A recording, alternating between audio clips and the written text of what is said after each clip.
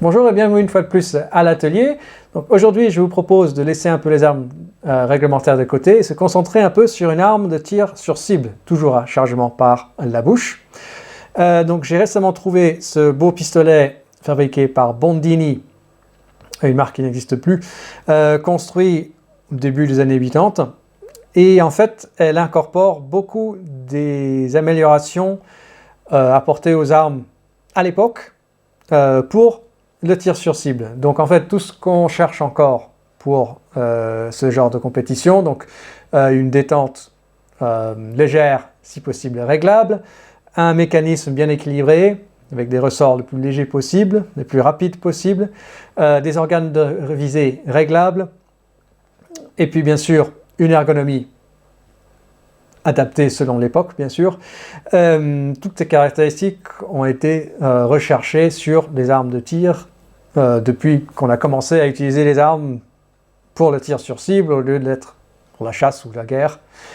Donc, comme ils sont présents sur ce modèle, je pensais que c'était intéressant de vous les montrer, discuter un peu du pourquoi et comment, surtout pour ceux qui ont peut-être moins l'habitude des armes de ce type. Donc, comme j'ai mentionné au début, tout ce que je vais vous montrer sur ce pistolet existait déjà à l'époque. Ce ne sont pas les développements modernes pour le tir. Comme exemple, voici un très beau pistolet construit par Lepage, à peu près daté 1820. Et en fait, on voit tout ce je vais vous montrer sur mon pistolet. Donc nous avons un ressort de batterie muni d'un galet. Nous avons une lumière amovible. Nous avons une détente Stecher réglable, des organes de visée a priori réglables.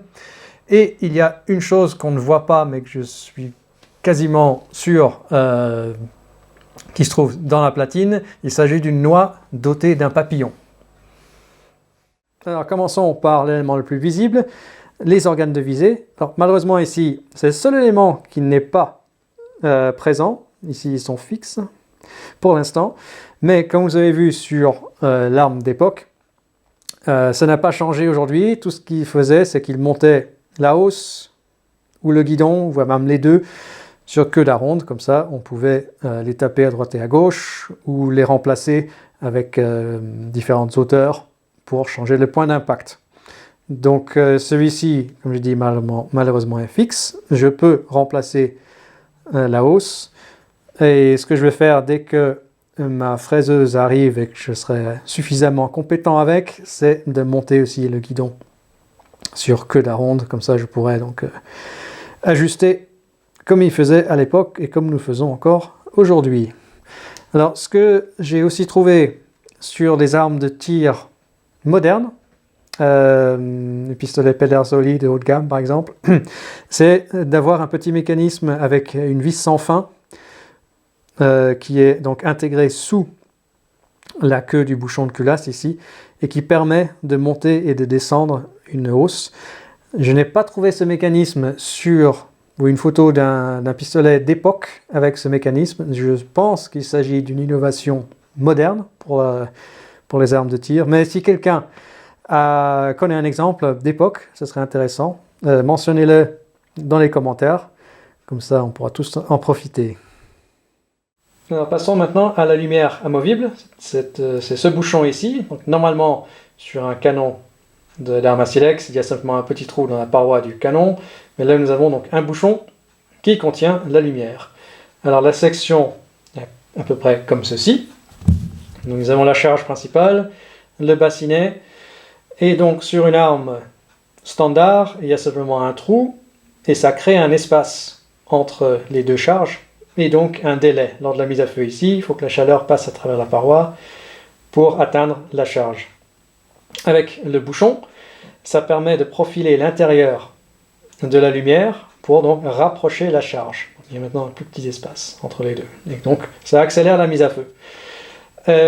Ça permet aussi de combattre l'érosion, puisque en fait nous avons un effet de chalumeau à chaque mise à feu à travers ce petit trou. Et la lumière va s'agrandir petit à petit. Ça met du temps quand même, c'est pas au bout de 4 ou 5 tirs, mais néanmoins c'est une usure irréversible. Et dans le cas normal, mais avec ce bouchon, dès que la lumière s'agrandit trop, eh bien, on enlève le bouchon tout simplement et on installe une nouvelle lumière amovible. Ça permet aussi de plaquer la lumière, donc typiquement ils utilisaient de l'or et puis plus tard la platine, et puis ça résistait donc mieux à cette érosion et aussi à la corrosion due aux résidus de poudre noire. On trouve encore ces bouchons aujourd'hui sur les armes à poudre noire. Typiquement, il y a une extension de matériel, ici avec une interface pour une clé hexagonale ou un tournevis. Donc il faut simplement visser le bouchon en place et ensuite enlever avec la lime l'excès ici, pour que ça soit plat, comme vous voyez ici. Donc celui-ci, toute apparence, est encore en bon état. J'ai pas encore tiré puisque en fait je peux pas trouver de balle du bon diamètre en ce moment. Peut-être que je vais devoir investir encore un autre moule pour celui-ci. Mais si nécessaire, je pourrais donc remplacer cette lumière amovible. Mais elle a l'air d'être en pas trop mauvais état. Alors maintenant, les deux caractéristiques pour accélérer le fonctionnement de la platine. Donc ici, vous voyez qu'il y a un galet qui est installé sur le ressort de batterie. On peut aussi le trouver sur le bec de batterie qu'on voit ici. Donc les deux pièces sont en contact. Et grâce à ce galet, il y a un contact vraiment très très réduit entre les deux pièces. Alors la fonction de ce ressort est simplement d'assurer les deux positions de la batterie. Donc premièrement, en position fermée, ça permet de résister la frappe du silex pour avoir une bonne étincelle, mais il faut qu'elle s'ouvre le plus rapidement possible pour que les étincelles tombent dans le bassinet. Donc cette transition est critique et grâce à ce galet, ça va extrêmement rapidement et puis il n'y a pas, la friction est vraiment est très réduite. Si on compare avec une platine ici réglementaire, donc ici nous avons le bec du bassinet ici, qui est en contact sur toute sa largeur sur son ressort. Donc ici on peut mettre toute l'huile, la graisse qu'on veut, ça va avoir aucun effet, il y a tout simplement trop de pression entre les deux pièces. La seule chose qu'on peut faire, c'est de polir soigneusement, mais je peux vous dire que on a quand même une sensation de grattement lors de la transition. Bien sûr, il s'agit d'une platine réglementaire, donc là on veut simplement que ça fonctionne. Et puis un petit galet ici serait simplement inutilisable. Bien sûr ici, pour une platine réglementaire, les ressorts sont aussi beaucoup plus puissants, donc il n'y a pas vraiment de besoin d'installer un tel système. Alors parlons du deuxième mécanisme pour accélérer la platine. Il s'agit en fait de ce tout petit levier qui s'appelle un papillon. Donc il est monté pivotant sur la noix. Et avant de nous expliquer pourquoi, je vais juste vous montrer le fonctionnement d'une platine normale. Donc nous avons le ressort principal ici qui va propulser la noix en rotation, qui est bien sûr connecté au chien pour le faire basculer. Et sur la noix, nous avons deux crans. Donc le premier, il s'appelle le cran de sécurité. Celui-ci, qui est très profond. Et lorsque la gâchette s'imbrique dedans, normalement, si c'est bien, la géométrie est bien comme il faut, correcte, on ne peut pas appuyer sur la gâchette pour lâcher le chien. Ensuite, nous avons un cran armé, qui lui est beaucoup moins profond. Donc, on peut comparer les deux crans ici sur la platine du pistolet. Donc, aussi le cran de sécurité, bien profond. Et ici, tout petit rebord qui est le cran d'armée. Donc ça permet, lors de la mise à feu, à la gâchette de simplement glisser hors du cran et le coup peut partir. Alors, justement, le problème, c'est le cran de sécurité. Lors du tir, si les ressorts ne sont pas bien ajustés, ni la géométrie de la noix, c'est que, au lieu de basculer complètement, ça vient mordre dans le cran de sécurité, et puis le chien ne va pas plus loin. Donc on sait bien se concentrer, on a un bon visuel sur la cible, on appuie et ça fait tac, c'est tout.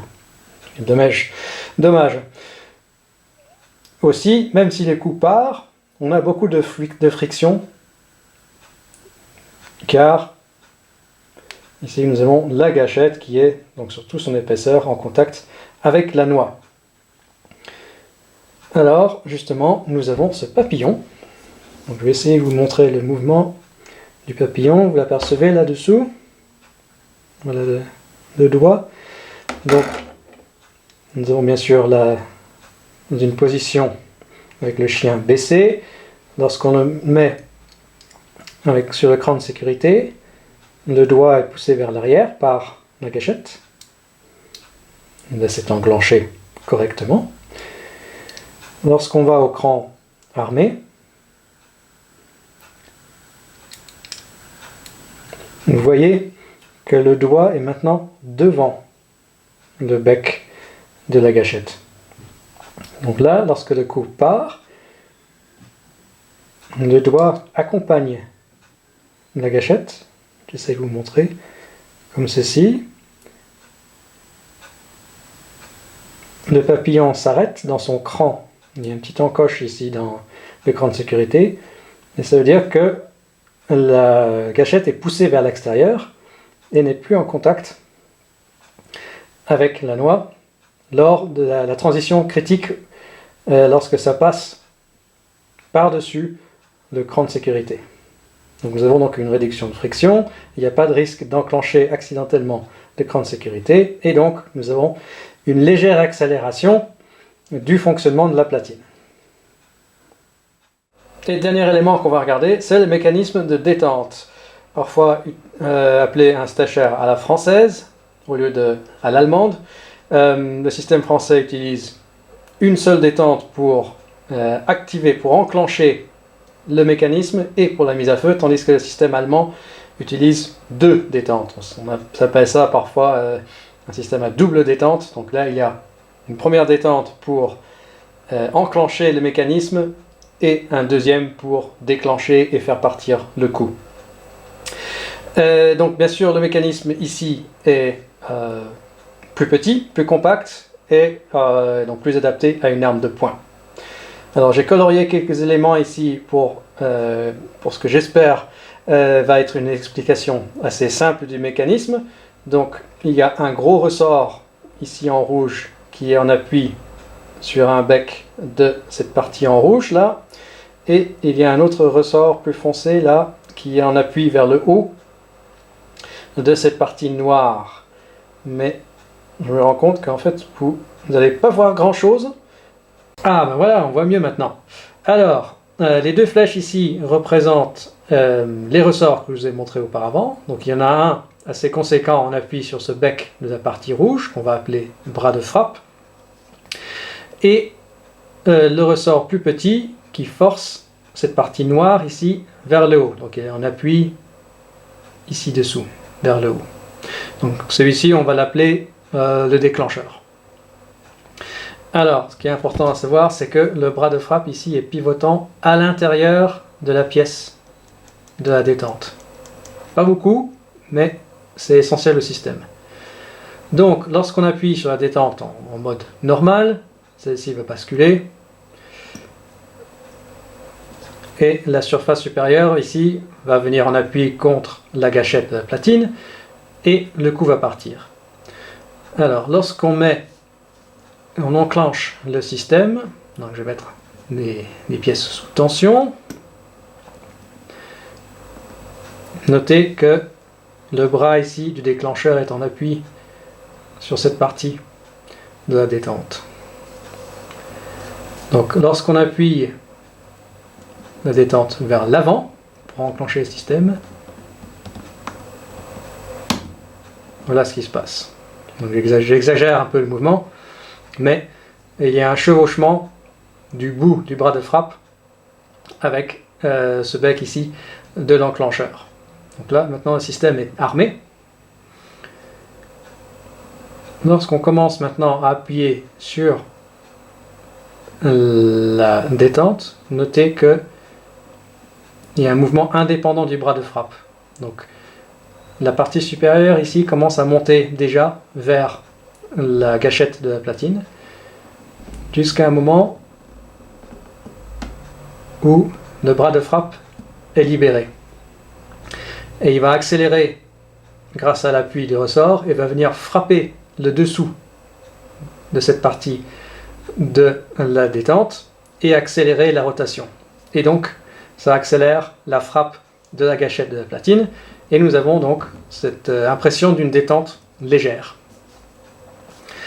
Alors, cette petite vis ici permet d'ajuster la distance entre le bras du déclencheur et la détente, et donc le chevauchement ici. Et ceci permet de contrôler la rotation nécessaire avant que le système soit déclenché. Voilà, j'espère que ça clarifie un peu. Maintenant, il faut que je remonte. Et voilà, le tout est remonté et nettoyé. Alors, détente normale, comme ceci. Ensuite, on va enclencher le système. Donc, on tire, on pousse vers l'avant, selon le cas. Donc, on entend un bon clic. Donc, ça, c'est le bras de frappe qui enclenche le déclencheur. Et maintenant, lorsqu'on appuie vraiment très légèrement vers l'arrière, on voit la séparation là du haut de la détente du bras de frappe. Et tout d'un coup, tac, le système lâche. Le bras de frappe va frapper la détente et le tout pivote très brièvement vers le haut et frappe la gâchette de la platine. Donc le revoilà remonté tout beau tout prêt pour le stand. J'ai hâte de l'essayer au printemps quand j'aurai trouvé les calepins et les balles qui vont bien. Je suis sûr que je ferai une petite vidéo pour montrer mes premiers pas. Alors j'espère que vous avez donc apprécié cette présentation des différents mécanismes, trucs et astuces pour préparer une arme à chargement par la bouche pour le tir sur cible. Je vous ai démontré bien sûr tout ceci dans le contexte d'une arme à silex, mais en fait tout ce que je vous ai montré existait bien avant, donc sur tous les systèmes avec une platine munie d'un ressort, donc même les platines à mèche tardive, les systèmes à rouet, les platines Michelet, les silex comme celui-ci, et bien sûr après aussi sur les platines à percussion. Alors la prochaine fois que votre équipe super douée de tir sur cible se vante leur super nouveau pistolet avec crosse ergonomique et détente ajustable et puis une hausse super fine, ainsi de suite, eh bien vous pouvez leur dire que les pauvres poudreux, ça fait des siècles qu'on fait exactement la même chose. Donc tout ce qui me reste à faire maintenant, c'est de vous remercier pour votre attention. Merci pour votre support, quelle que soit votre plateforme de choix. Et puis j'espère qu'on se reverra très prochainement au stand.